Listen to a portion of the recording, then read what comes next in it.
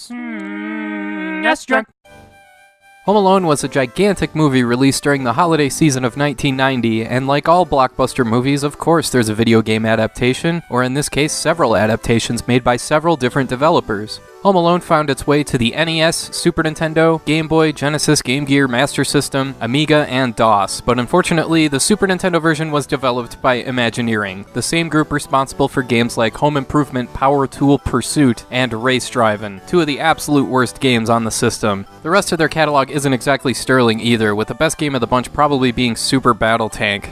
Anyway, in the Super Nintendo edition of Home Alone, you play as Kevin McAllister, tasked with bringing all of the McAllister family's valued possessions down to lock into a safe in the basement while avoiding the wet bandits Harry and Marv. The game more or less follows the story of the film, as far as the overall structure goes anyway, complete with the characters' likenesses, so it at least has that going for it. But otherwise, if first impressions matter to you, this is as bad as a first impression as you can get. This looks bad even for an NES game, which means the NES game looks, well, don't get me started on that one. So you start out in your own room, pressing up to open dressers and go through doors. The stuff you collect, you gotta put down these laundry chutes, and everything all just kinda sits there in a big pile. There's these random dudes here you gotta ignore, and you just shoot them with your squirt gun until they keel over. What, are you shooting them with ammonia or ipecac or something? When they're doubled over like that, you just jump over them. So yeah, this is a game where you collect stuff and avoid stuff, and the number underneath the safe icon up top tells you how many things you need to collect. And a lot of placements are unintuitive, like who puts a ring behind a mirror, and who keeps money laying around everywhere in sacks with big dollar signs on them? What is this, Scrooge McDuck's mansion?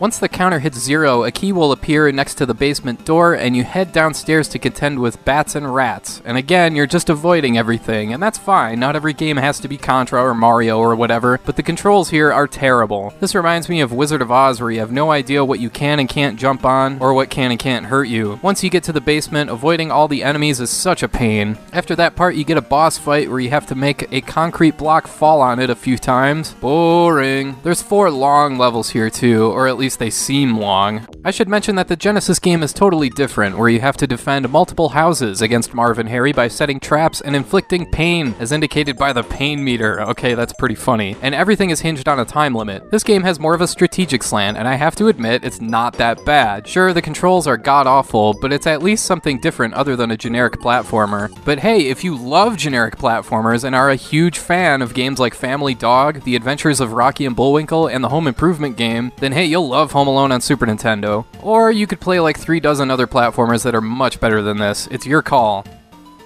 Just in case you can't get enough Home Alone, here's Home Alone 2, Lost in New York, and again we're saddled with Imagineering as the developer for the Super Nintendo edition. But at least this time, it's a more traditional generic platformer, if that makes sense. You do get a few extra attacks here like sliding, along with a couple extra items and weapons. It does a decent job following the movie, if that matters to you, and you get to set traps for the villains, which is a nice touch. Unfortunately, the structure of this game gets old quickly. Like in the first level, you get all the way to the end of the hallway, go back to the elevator, explore all the rooms, and knock out all the enemies, and backtrack all the way back to the elevator again and repeat. There's 5 levels here and no way to save, but this game takes like 25 minutes to beat. While Home Alone 2 is better than the first game, and it's not god-awful or anything, it's still incredibly dull. The enemy sprite animation is as cheap and lazy as it gets, and the level design feels thrown together. And again, just like the first game, you're better off playing it on Sega Genesis. It's a completely different game developed by Sega Interactive, the same team that made Eternal Champions and Dinosaurs for Hire. It's a decent enough platformer, not exactly worth going out of your way to play or anything. I'm just saying it's more worth your time than the Super Nintendo version.